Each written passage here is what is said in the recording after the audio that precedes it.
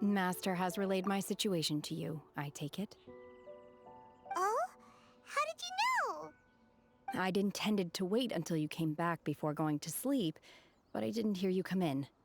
I was worried that something may have happened to you, so I went outside to check. On top of this, you have been acting very strangely around me this morning, causing me to suspect that my master must have told you everything about me. After all, Master is very talkative. Sorry, Shenhe. Paimon had you down as an adeptus this whole time, but it turns out Paimon was wrong. It's okay. I don't mind. The fault is mine for not explaining everything to you sooner, because in my experience, trying to explain is a futile pursuit. Still, though you mistook me for an adeptus, you never treated me as distant and unapproachable. Instead, for this, I am very grateful indeed. To be fair, we've met our fair share of real adepti, too. Anyway, now it's settled. From now on, you're our friend. Whether you're an adeptus or a human isn't the important thing. First and foremost, we're just plain old friends. Got it. Although I don't know quite what it entails in terms of what I have to do, I must say I like the title friend very much indeed. Great! Well, now that we're all rested up, we should start searching for the other 2 items on the list. But before we do that, let's go to the building site and ask Ningguang's little helper how the progress is going. After all, Sunset Vermilionite is so rare. Paimon doubts many competitors will really be able to find any. If it turns out... Oh, and another thing. We bought some grilled chicken drumsticks on the way back last night. There was a place just outside. Here's one for you, Shenhe. Try it! They're so good. I concur. It has...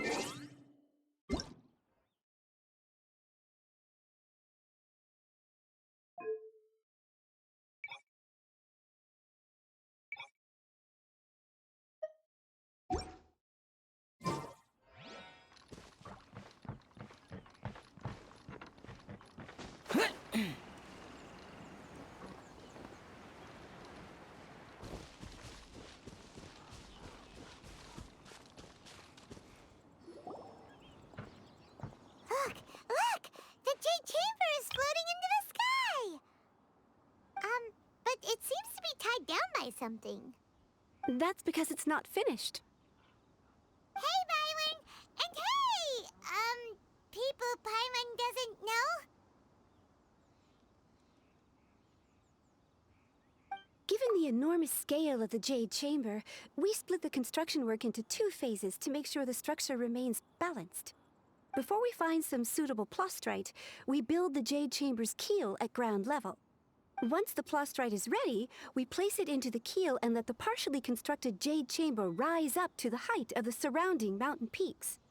The remainder of the construction work is then carried out at that altitude. Once everything is ready, we release the iron tethers and allow the Jade Chamber to rise to its target altitude. Miss Bywin, we've brought some new materials to submit. One moment, I'll be right there.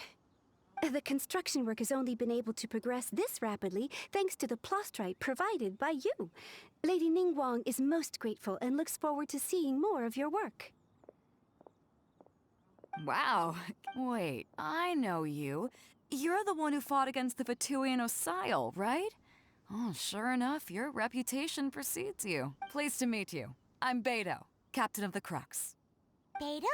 Are you here to join the Jade Chamber contest too? Sure am.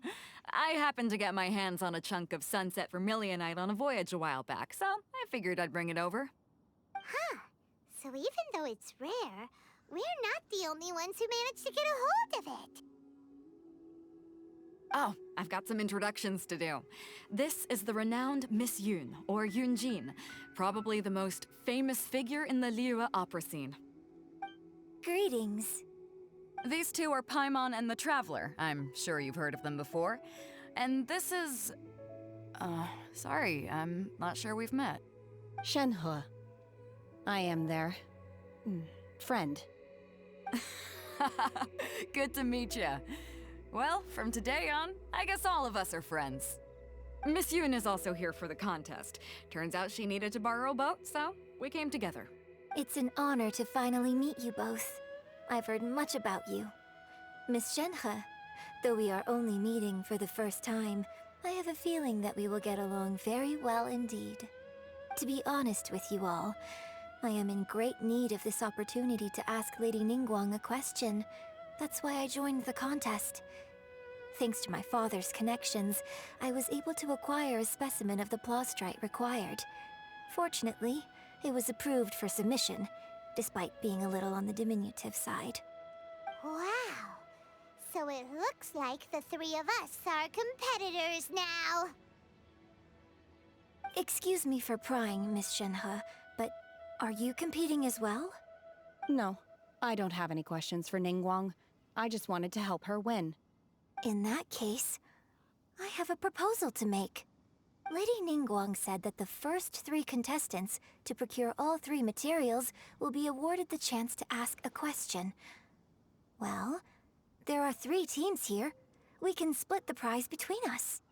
Instead of competing against each other, we could work together to secure the top 3 places between us. What do you think? Sounds great, but how does that change things exactly?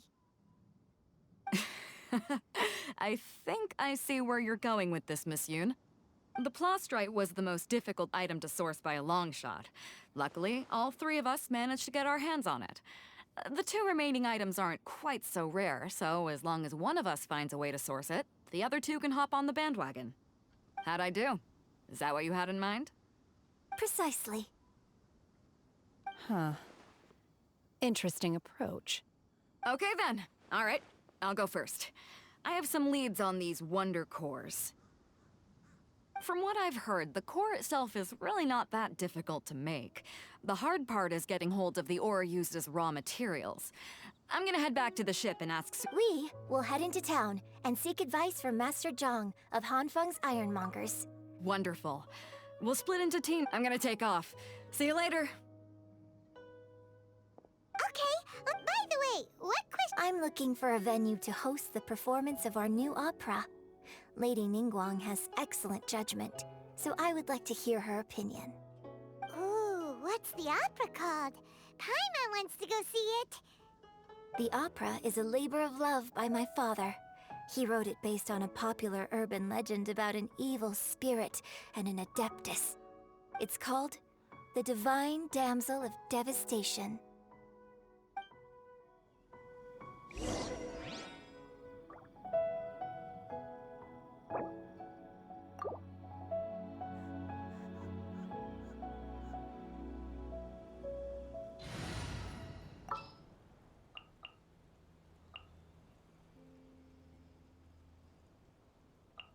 Oh, is it time for me to join you?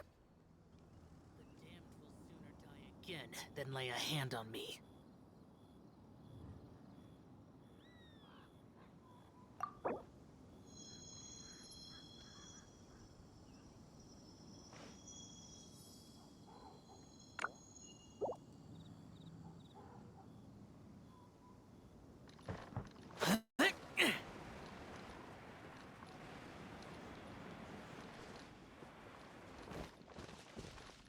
Yeah!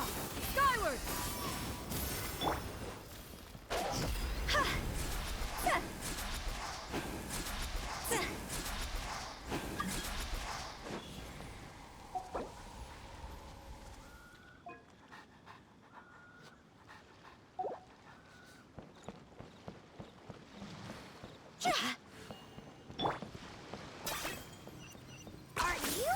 running away?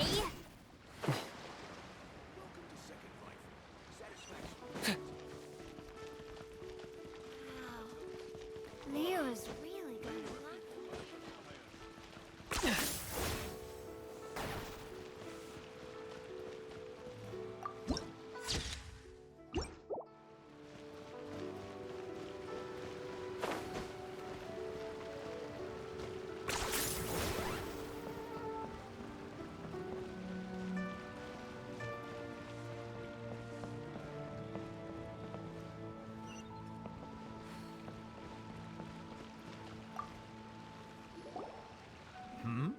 Ah, hello. Are you here for something off the shelf, or do you need something forged? Excuse me, Master Zhang. We were wondering if you'd heard of something called a Wonder Core. Of course I have. Sorry, who's asking? My name is Yunjin. Perhaps you don't know me, but I believe that you forged some weaponry for my father in the past, for stage use. Yunjin? Stage use? Oh, so you must be Miss Yoon. Sorry, my brain's finally caught up. It's not used to doing much beyond bashing a hammer all day. Everyone's heard of you, Miss Yoon. Even folks who don't make it to the opera all that often. Like myself. So, you're here to ask about Wonder Cores, huh? As it happens, I do know how to make them. Matter of fact, I made some for Lady Ningguang back when she was building the original Jade Chamber. The types of ore needed to make Wonder Cores are a little hard to come by. Lady Ningguang supplied them herself last time. I don't suppose you've brought any yourselves? No, we were gonna ask you what kinds of ore we need. Sure. Well, you'll need two kinds. Star Splinter Iron and Subrosium. If I remember correctly, Lady Ningguang sourced her Star Splinter Iron from the Mount Tianheng area. They say it resonates with visions. It could take some work, but if you stick with it, you'll find some eventually. As for the Subrosium, though, that's trickier. It's all but, I'm really not sure. Sorry. What I've heard is that the people around Mount Tianheng have some sort of magic trick that can pinpoint the location of the stuff. Of course, it's probably just hearsay. If you want my advice, start by looking for Star Splinter Iron around Mount Tianheng. And if you run into any locals, ask them a few questions about Subrosium. Mount Tianheng. Interestingly enough, the story of I hear the view there is quite spectacular. A fave, perhaps it can give me some inspiration. Let's not delay.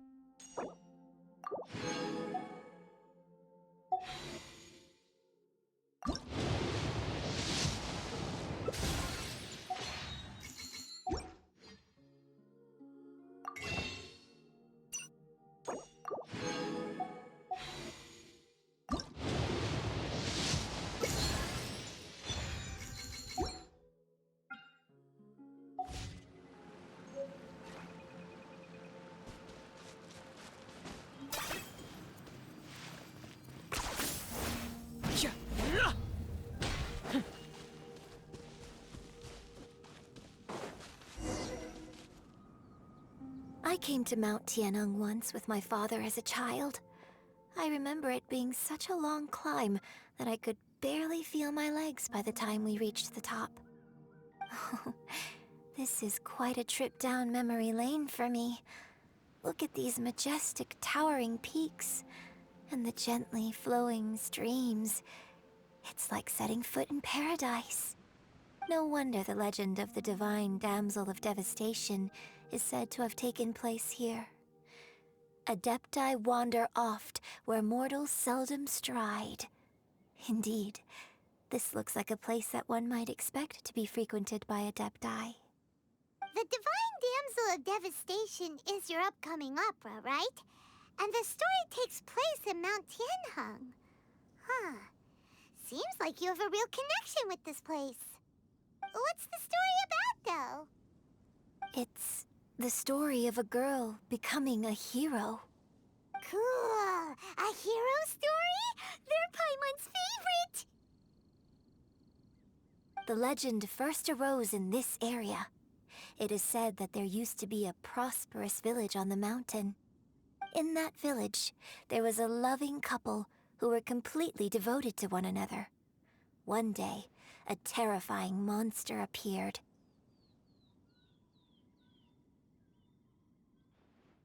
The wife was out collecting herbs and was captured by the monster. Her husband was so distraught at the news that it broke his spirit and drove him to the vile and vicious monster told the villagers, "If you want to live, you must sacrifice a child to me." What a nasty piece of work! Paimon sure hopes this monster gets put in its place! But the monster was so terrible and so strong that all within the village were terrified of it. They had no choice but to give in to the monster's demand. Just while they were discussing whose child would be given over to the monster, a little girl suddenly stood up and came forward. No! Don't do it, little girl! Unbeknownst to anybody else, she was concealing an exorcist's blade. She approached the monster's lair, feigning fear and trepidation. When her extraordinary abilities drew the attention of the Adepti, and they took her as one of their own. Her story became the stuff of legends. But alas, and so, destined to grace the mortal realm for but a brief moment, she vanished like a wisp of smoke into thin air. I really like this story. But I personally think that perhaps the little girl was not as brave as the opera makes her out to be. I'm not sure she deserves all the praise she is given. I've never considered that before. Opera is always an interpretation of the events it purports to portray. A certain degree of deviation from the truth is When my father wrote the script for this play, I suppose his intention was to inspire his audience with the character of the Divine Damsel. I think it's a great story. The ideal story. Well, it sure inspired Paimon! Let's go get ourselves some Star Splinter Iron! Yeah!